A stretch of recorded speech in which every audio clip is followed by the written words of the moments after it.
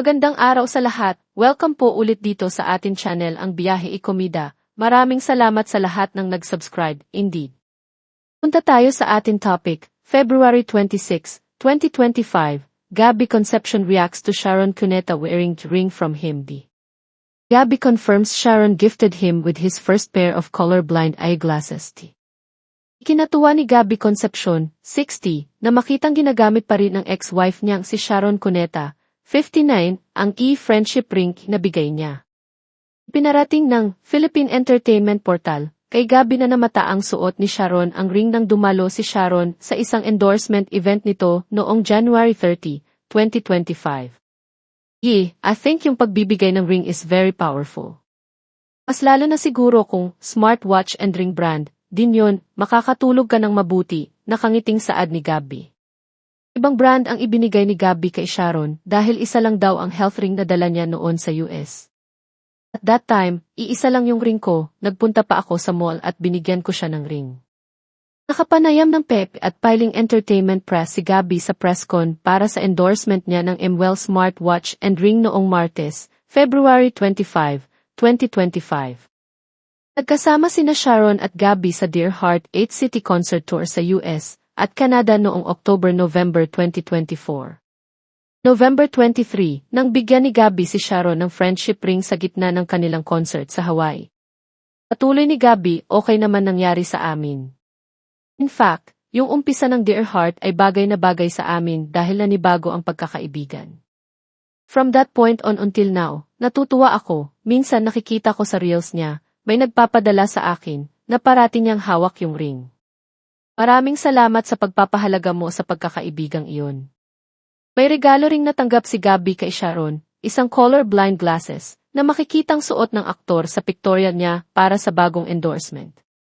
Oo, yan yun, kumpirma ni Gabby sa suot niyang glasses sa tarp na nasa presscon. Kasi colorblind ako. Kaya pinasuot niya yan sa akin para makita ko raw siya ng mas malinaw, nakangiting dagdag ni Gabby nang tanungin ng entertainment editor na si June Lalin. Na-appreciate daw ni Gabby ang regalo ni Sharon. Of course, kasi ngayon lang ako nakakita, at least sa aking perspective ng version ng green. Yung green ko kasi, ako lang nakakaalam ng color na yun. Nag-test na ako ilang beses ng color blendedness, talagang green and red ang aking, hindi nakikitang color. So, madalas naka-blue o black and white. Sabay biro ni Gabby, maganda nga kasi I'm not racist. Colorblind na ako. Yun ang unang colorblind glasses niya. Yun lang ang gamit niya dahil wala pa raw ibang nagbibigay sa kanya ng colorblind glasses.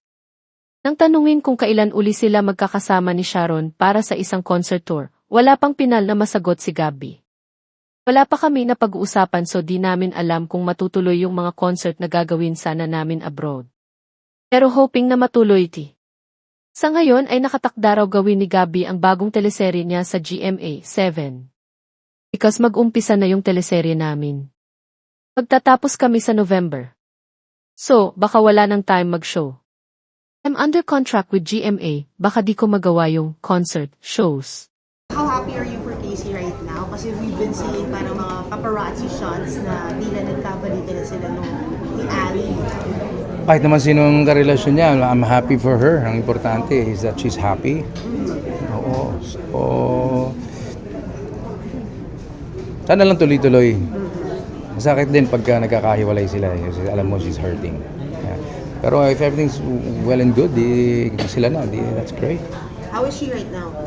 Okay, pero I think she was sick a few days ago. Siguro okay na siya. She texted me, Papa, I'm sick.